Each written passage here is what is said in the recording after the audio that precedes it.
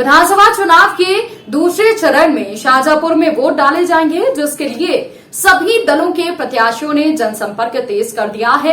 शाहजहांपुर की नगर विधानसभा से लगातार 8 बार विधायक रहे कैबिनेट मंत्री सुरेश खन्ना से सपा प्रत्याशी तनवीर खां की सीधी टक्कर होगी। शाहजहांपुर की नगर विधानसभा से लगातार 8 बार विधायक रहे कैबिनेट मंत्री सुरेश खन्ना से सपा प्रत्याशी तनवीर खां की सीधी टक्कर होगी। तनवीर खां ने कहा कि भाजपा झूठों की पार्टी है, उसके सभी नेता झूठ बोलते हैं। उन्होंने कहा कि इस बार जनता बदलाव चाहती है।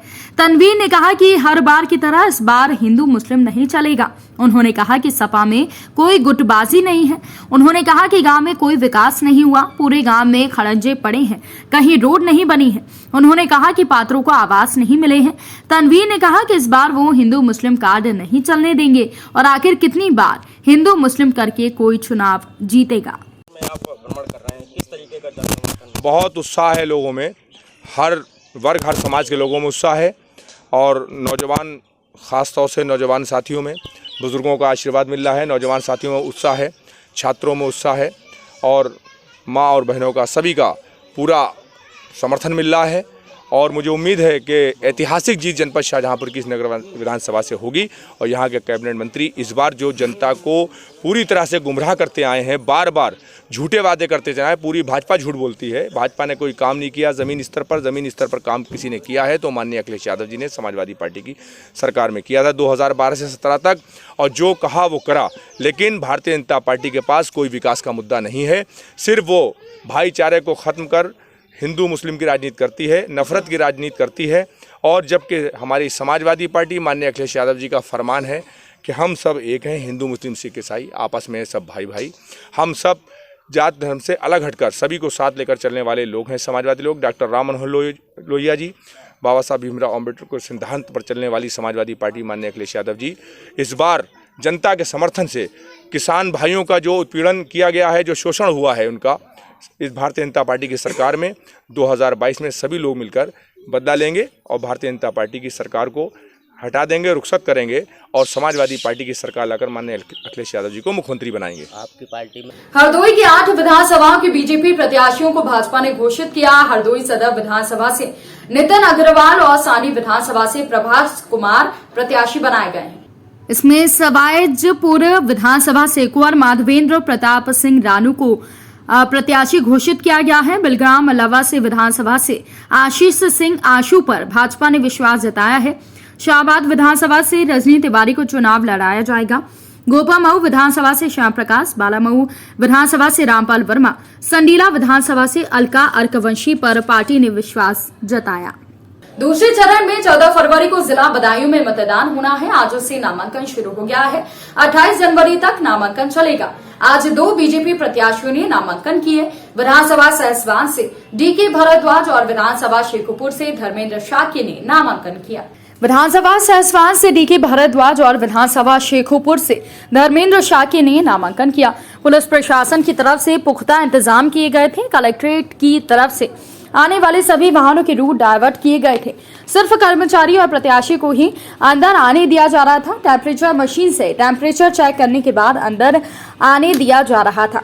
आपको बता दें कि उप जिला अधिकारी विजय कुमार मिश्र ने बताया कि 29 तारीख को स्क्रूटनी की जांच होगी, 31 तारीख को नाम वापसी होगी और 14 फरवरी को वोट पड़ने हैं। सभी 6 विधानसभा के नामांकन की अलग अलग व्यवस्था की गई है, जिसके पैम्पलेट बाहर चस्पा कर दिए गए हैं।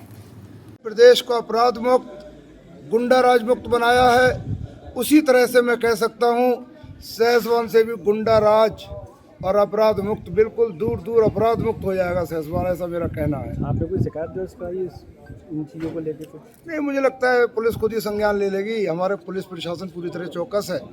पुलिस ने इस मामले पर उन पर मुकदमा लिख दिया। अच्छा, तो ठीक है, कानून अपनी कार्रवाई करेगा और मुझे लगता है इस तरह की अगर वो हरकतें करेंगे तो बदायूं कारावास में उनका स्वागत करेगी पुलिस। ठीक सर, दूसरे चरण के मतदान के लिए नामांकन हो रहा है सर। अब तक कितने नामांकन जो है पर्चे खरीदे जा चुके हैं और अब तक कितने जमा हुए हैं?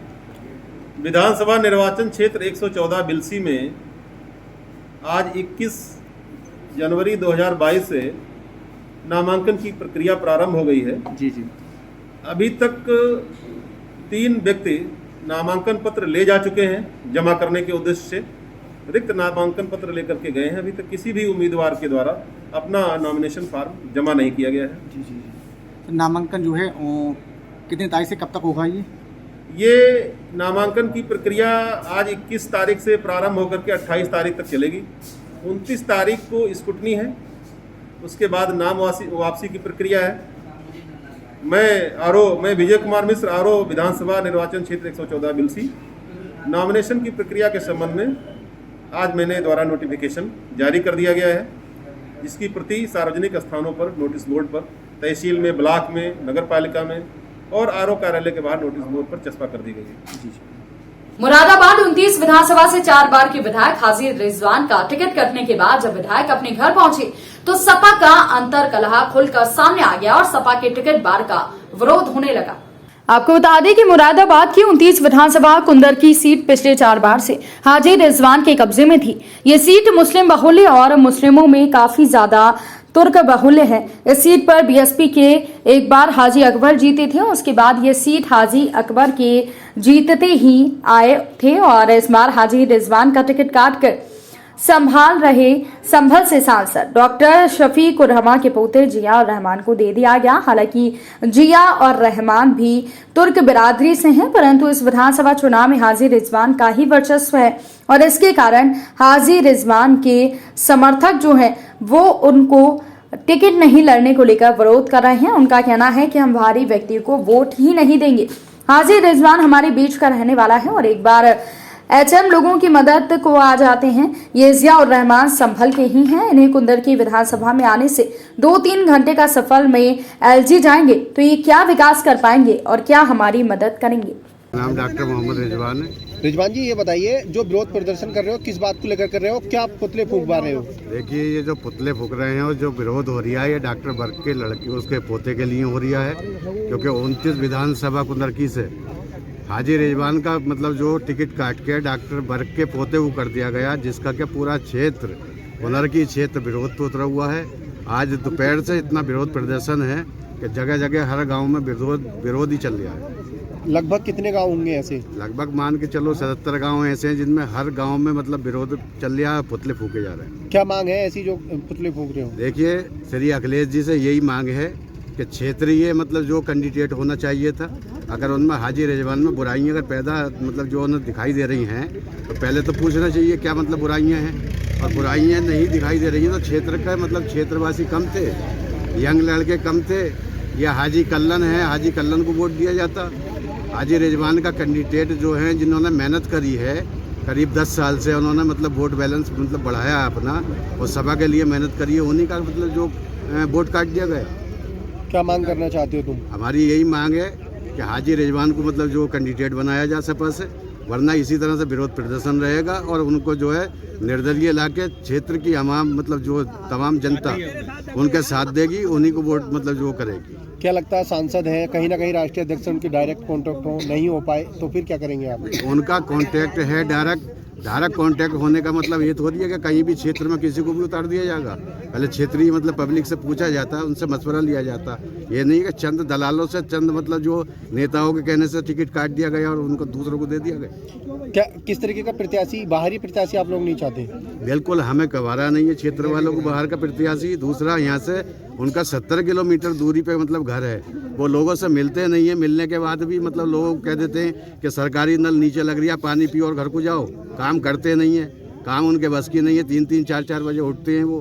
क्षेत्र में मतलब जो होता आदमी तो उससे दुखड़ा भी रोया जाता, वहाँ से कैसे रोया जाएगा?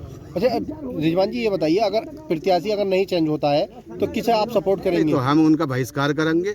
बाहर का प्रत्याशी हमें 1 मिनट भी गवारा नहीं है, फिर हम हाजी रिजवान को मतलब जो निर्दलीय लड़ाएंगे। उत्तर प्रदेश के बलिया में समाजवादी पार्टी के पूर्व मंत्री नारद राय ने 2017 के विधानसभा चुनाव में सपा की हार का जिम्मेदार ओम प्रकाश राजभर और शिवपाल सिंह यादव को ठहराया। उन्होंने कहा कि पिछले चुनाव में सपा के साथ ओम प्रकाश राजभर, शिवपाल सिंह यादव, स्वामी प्रसाद मौर्य नहीं थे, सपा के साथ इसलिए चुनाव हारे। इस बार ये लोग हमारे साथ हैं और हम 400 सीटें हासिल करेंगे। पिछले चुनाव में सपा के विकास पर फरेब भारी पड़ गया। बंधी बनाई बात बोल दी कि पिछले चुनाव में भारतीय जनता पार्टी के झूठ फरेब के बहकावे में जनता आ गई, विकास को भुला देने का काम किया और भारतीय जनता पार्टी के झूठ पर भरोसा करने का काम किया। उस झूठ को के बल पर सरकार बनाई। ये आपकी बात भी सही है कि इस बार हमारे साथ ओम प्रकाश राजभर जी हैं, इस बार हमारे पास स्वामी प्रसाद मौर्य जी हैं, इस बार दारा सिंह चौहान जी हैं, इस बार हमारे साथ कृष्णा पटेल जी हैं, इस बार हमारे साथ शिवपाल जी हैं, इस बार हमारे पास केशव दास मौर्य हैं। ये तमाम ताकतें जो पिछली बार भाजपा के साथ थी वो भाजपा को तिलांजलि देने के लिए तैयार है और समाजवादी पार्टी की सरकार बनाने के लिए तैयार है। दावे के साथ कहना चाहता हूं कि माननीय अखिलेश यादव जी ने घोषणा किया है कि उत्तर प्रदेश में समाजवादी गठबंधन को 400 सीटें मिलेंगी तो 400 ही सीटें मिलेंगी, एक सीट कम नहीं होगी। अलवर के तिजारा फाटक पुलिया पर 11 जनवरी को 15 साल की मुखबधिर नाबालिग से हुई दरिंदगी के मामले में पुलिस की जांच से जनता में नाराजगी है, जिसके विरोध में अब लोग सड़कों पर उतर आए हैं। शनिवार को जिले को बंद करने का आह्वान किया गया। यह ऐलान सर्व समाज की कमेटी ने किया। अब विरोध करने वालों की संख्या बढ़ती जा रही है। इधर पुलिस खुलासा नहीं कर सकी है। सर्व समाज की कमेटी के प्रतिनिधियों ने सरकार और प्रशासन को चेताया है कि नाबालिग को न्याय नहीं मिलने तक लड़ाई जारी रहेगी। अब जनता चुप नहीं रहेगी। शुक्रवार को सर्व समाज की ओर से हॉप सर्कस पर सर्व समाज की ओर से जिला प्रशासन को काले झंडे दिखाए धरना दिया। इसके बाद कलेक्ट्रेट में एडीएम को राज्यपाल के नाम ज्ञापन सौंपा। सभी को विदित है कि 11 दिन पहले अलवर की एक मूक बधिर बच्ची के साथ तिजारा पुलिया पे जिस तरीके की घटना घटित हुई, उसके विरोध में कई दिन से यह प्रदर्शन छोटे छोटे चल रहे थे। लेकिन कल एक सर्व समाज की मीटिंग गुरुद्वारा मालाखेड़ा बाजार में आयोजित हुई। सर्व समाज में जिसमें सभी सामाजिक और व्यापारिक संगठनों के प्रतिनिधि मौजूद थे, उसमें तय किया गया कि जब तक इस बच्ची को न्याय नहीं मिलेगा, इस बच्ची की जो जाँच है वो CBI को सौंप के और इसको उचित न्याय दिलवाकर इस बच्ची के साथ जो घटना घटित हुई है उसका उचित न्याय मिले, उसके लिए यह आज अलवर के सर्व समाज के द्वारा एक विरोध स्वरूप एक रैली निकाली गई है, जिसमें सभी ने काले झंडे लेकर सामाजिक और व्यापारिक संगठनों के प्रतिनिधियों ने भाग लिया। कल भी इसी कड़ी में अलवर बंद रखा जाएगा, अलवर जिला बंद रखा जाएगा और जरूरत पड़ी तो आगे भी ये सर्व समाज इस लड़ाई को लड़ेगा। मुकेश विजय। किया गया किस संदर्भ में किया गया और ये रैली भी निकाली गई काले झंडे?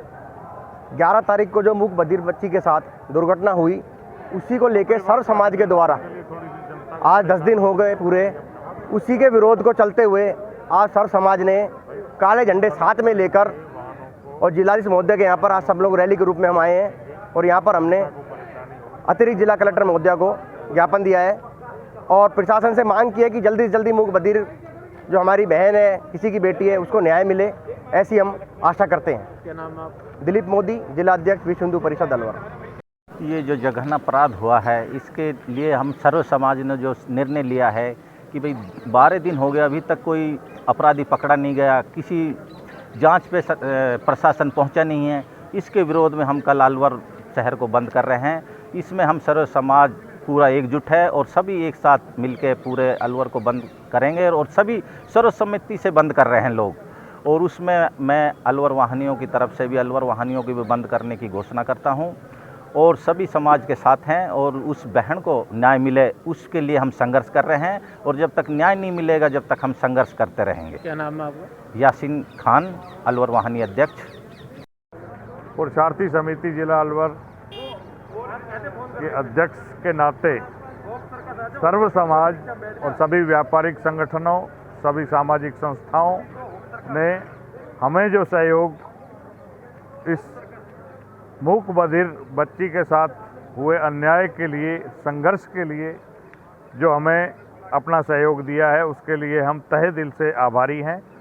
साथ ही केडलगंज ट्रक ओनर्स एसोसिएशन के महासचिव होने के नाते मैं जनता, जो ज़िले की जनता है, जो हमारी यूनियन पूरे ज़िले में आवश्यक सामग्री का आदान प्रदान प्रतिदिन करती है, उससे जो जनता को परेशानी होगी उसके लिए हम क्षमा चाहते हैं। कल जो बंद रखा जाएगा ज़िले का, उसमें हमारे भाई यासीन जी भी खड़े हुए हैं जो कि अलवर वाहनी के अध्यक्ष हैं। मैं चाहूँगा कि वो भी अपनी बात रखकर जनता से ये कहें कि इसमें हमें पूर्ण सहयोग दें।